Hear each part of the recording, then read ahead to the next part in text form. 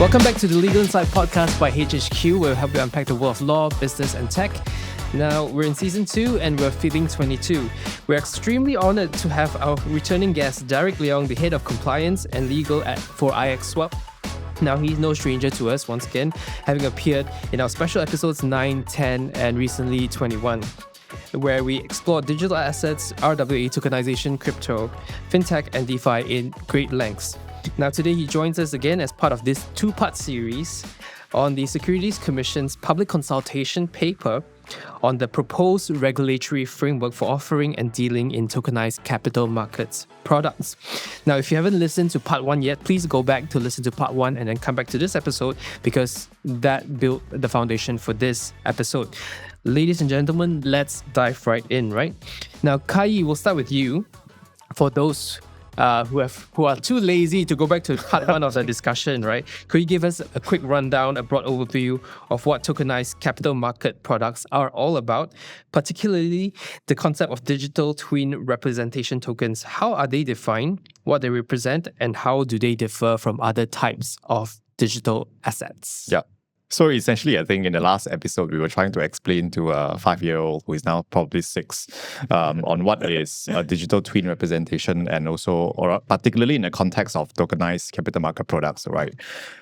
Essentially, tokenized capital market product refers to traditional financial instruments like your bond, Sukuk, equities or shares or fund units that are digitally represented on a distributed ledger using blockchain technology. So what is digital twin representation tokens? They are essentially cryptographic tokens that mirror the legal and economic rights of a corresponding regulated capital market product that has been issued and offered off-chain. So these tokens, they do not create a new capital market product per se, but merely a digital proxy or a record of ownership of the underlying capital market and ownership of the rights that may be derived from the traditional capital markets. So unlike cryptocurrencies or rather utility tokens or rather native tokens, right, which may operate independently of a lot of real-world regulatory frameworks, digital twin tokens or digital twin representations, they are supposed to comply with laws that govern the issuance and offering of the traditional capital market products. Thanks, Khai, for the rundown. Now, Derrick, we can dive in a little deeper now. Let's do a little reading, right? Paragraph 6.7 of the consultation paper is actually imposing a legal requirement now to maintain dual records, both on-chain and off-chain. I'll read it out. To ensure that the issuer and the RMO must comply with their relevant requirements, the issuer and the RMO must develop and implement policies and procedures to ensure robust management and operational soundness of the record-keeping system for ownership, including reconciling the on-chain and off-chain records to ensure consistency and finality.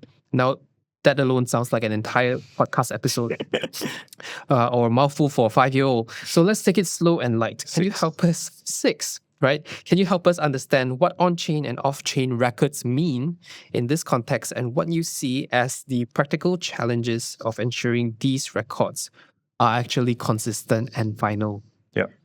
On-chain record basically refers to the blockchain ledger where token ownership is logged, whereas the off-chain record is the traditional regulatory or administrative record that is maintained by the registrar or issuers, potentially.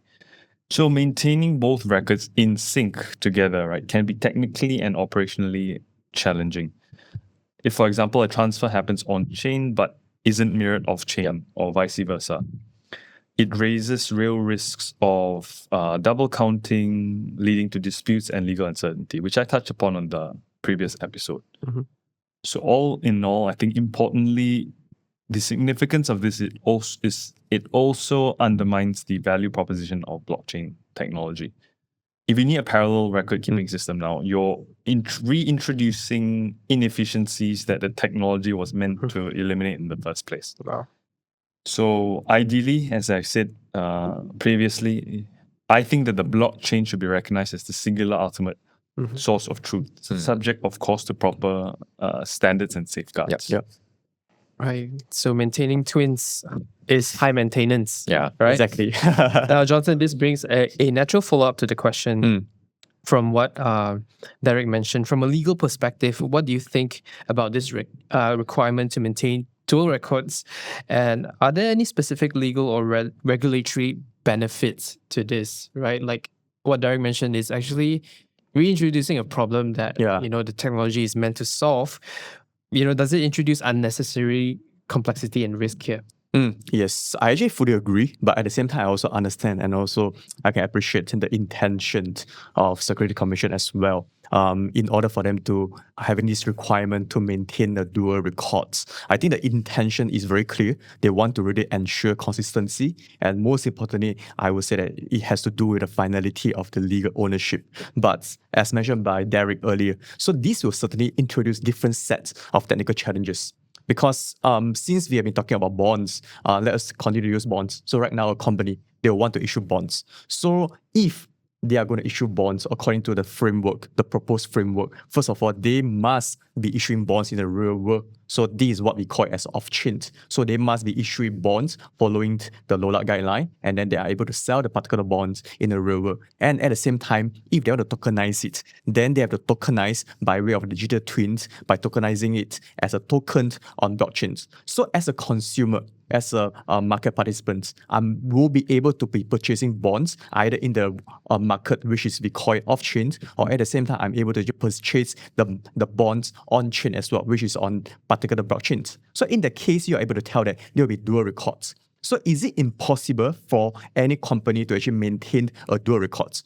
When it comes to technology, everything is possible. Nothing is impossible per se. But eventually, how difficult it is for us to actually maintain a dual records, that is a real question to be really addressed not only by SC, but by the issuers or RMO as well. Because we all know the difficulties of actually maintaining the accuracy of whether on-chain or off-chain is really difficult enough. Right now, you need to come up with a technology in order for you to actually seamlessly bridge both on-chain and also off-chain records by way of dual records in the live manner, especially in a synchronized manner. It is definitely going to cause a lot of technical challenges. And honestly, I have no idea how they're going to do it. We've been speaking to some companies. They say that, look, there will be certain ways for them to develop something in order for them to actually bridge both on-chain and also off-chain together into one record. But it's definitely going to be difficult, especially for smaller companies that may not have the funding for them to develop this kind of technology. Thanks, Johnson. Khai, in addition to the dual record maintaining requirements, the consultation paper also talks about disclosure requirements for tokenized capital market products. Yep. Can you walk us through what issuers would need to disclose under this proposed framework? Yes, so disclosure requirement is not a new concept. It is there even when you want to issue traditional capital market products, right? Essentially, if I can summarize very, very quickly, disclosure requirement is what you disclose to the public about yourself as the issuer and also about your product. Put yourself in the shoes of an investor or someone who is interested to buy the particular capital market product. You want to know who is behind the capital market product, who is the issuer, the identity, corporate profile, who are your governance framework, who are your directors, who are your shareholders, who are your controller in a sense.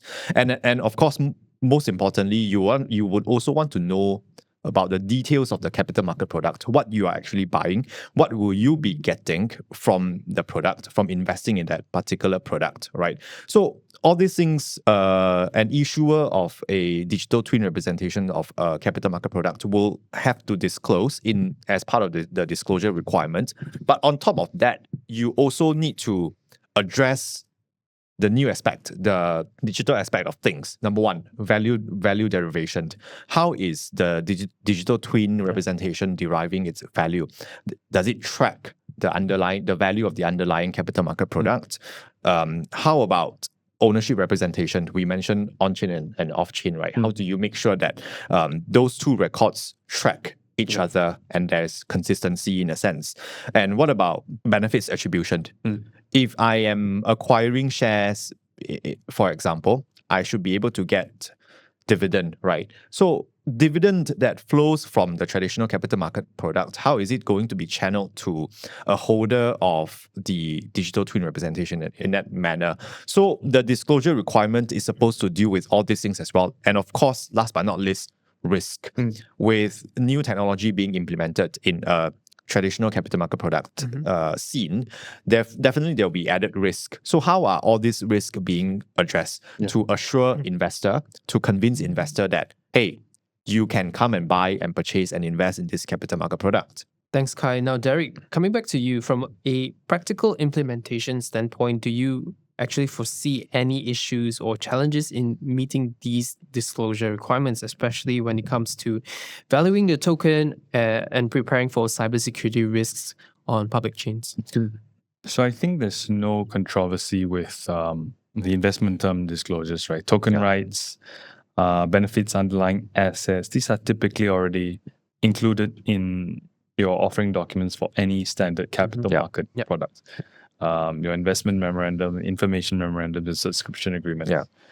For token valuation specifically, I think it's easier for real world assets like capital markets products as opposed to crypto, just because capital markets products are well established. They have actual value in that sense.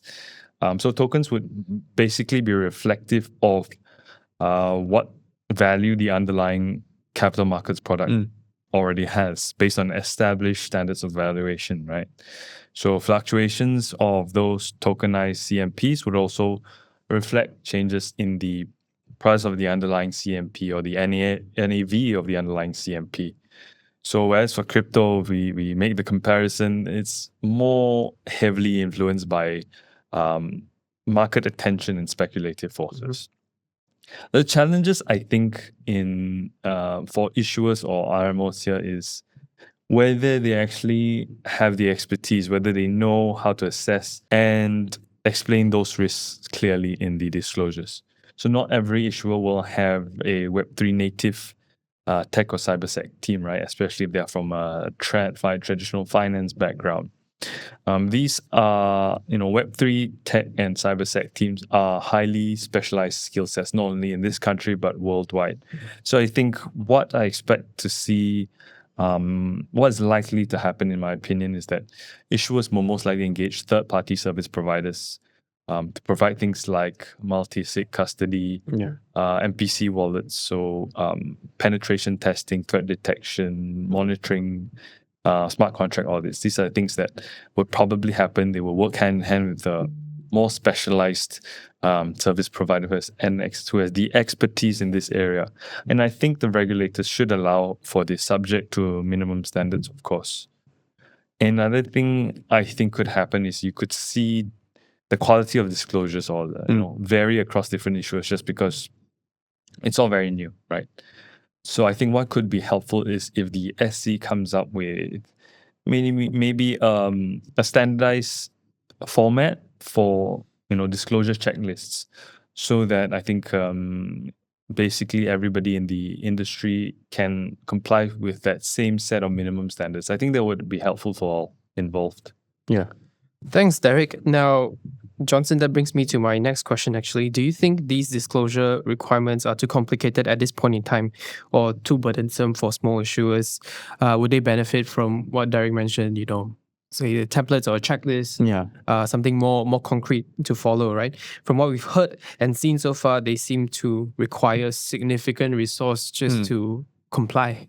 Yeah, I fully agree. And then I think that I would be lying if I say that it's not going to be complicated. Because the truth is, yes, it's going to be complicated. And most importantly, I think that one of the truth that we all can't ignore is that it's going to be burdensome as well, especially for smaller startups. But if we get to sit on the other side of the table, we may actually think that it is well intended because it helps to filter out smaller players that are not serious, players that are not well-funded, well-resourced, or players that simply are not ready to actually tokenize capital market products yet. I mean, by listening to what I'm saying now, maybe you'll be thinking that I'm actually anti-crypto, anti-tokenization. But if you know us, if you know me, you know that I'm certainly one of the biggest fans when it comes to tokenization or crypto, especially in the legal world per se.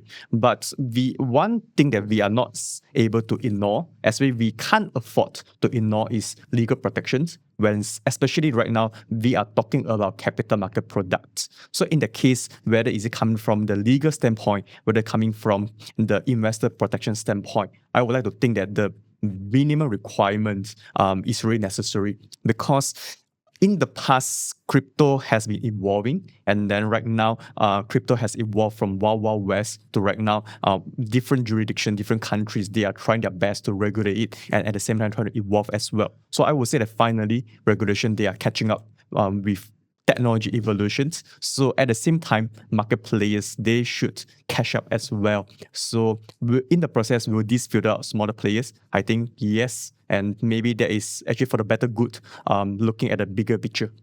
Oh, this is the first time I'm hearing market players having to catch up with regulation. Now, let's shift the focus slightly. Khai, now the public consultation paper states that an RMO intending to facilitate tokenized capital market products must remain responsible for the entire operation of the tokenization arrangement. Can you walk us through briefly what those obligations are? Yeah. I think first of all, we need to understand what is the term RMO about, right? Essentially, they are recognized market operator. And it is through this group of people that the public get access to, in this case, the tokenized capital market product, or rather how companies looking to issue and offer their digital twin representations of tokenized capital market products will have to work with to get their product out there to the market, in the market, right? So in that sense, RMOs, they will have certain obligations to ensure that the tokenization arrangement is followed through by the actual issuer. I mentioned disclosure requirement just now, right? They need to make sure that disclosure requirement is there, the enhanced disclosure requirement or the additional things to be disclosed are fully disclosed. And at the same time, if there's a need to maintain record keeping to again record and track the on-chain and off-chain ownership of the capital market product and also the digital twin representations, RMO is supposed to do that as well. And I think in a lot of cases, all these RMOs, they will be holding on to the tokens on behalf of their customers, right? Before, say, it's being transferred out to a private wallet and whatnot. Then how do you deal with custodial arrangement? RMO is supposed to look into that, make sure that they have a proper custodian or work with a accredited custody, right? And again, because they are holding on to a lot of tokens per se, digital twin representations of capital market products, how do you deal with business continuity? How do you deal with disaster recovery? These are all the key obligations of an RMO. Great. Now, Derrick, from your perspective, in practical sense and a business sense, what do you think of these obligations imposed on the RMOs? Are they manageable? Do you see potential roadblocks in putting them in operation? Requiring RMOs to maintain oversight and overall responsibility, I think, of the entire tokenization process is reasonable and it's frankly to be expected, right? Yeah. Because the RMO is the regulated and licensed entity in this whole flow. Especially in the case of public blockchain networks where there's no centralized service provider there to delegate responsibility to. An exception would be, as Khai mentioned, where I think the service provider is also similarly licensed, like a custodian. In that case, I think maybe the responsibility for that specific activity should rest with the other licensed service provider. But yes, I think RMOs will have to do the requisite DD on their underlying protocols and service providers just to ensure that the minimum standards are met, right? Investor protection, ensuring ensuring the integrity of the entire structure and flow of the tokenization. So what this means, I think, is that RMOs will need probably robust vendor management framework. So, basically criteria, a set list of criteria that they can look to whenever they're vetting these service providers. And they also need the internal capability to vet these type of things.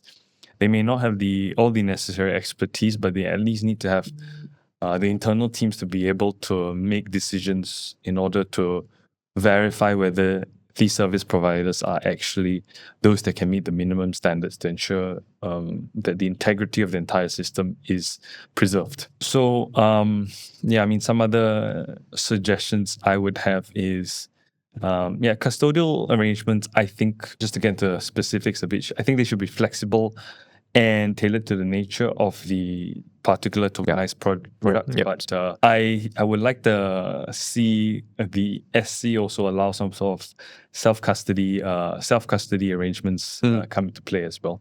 So opposed to custodial arrangements allowing investors to hold tokenized CMPs in their own personal wallets would be interesting to see. Those are my 2 cents on this issue.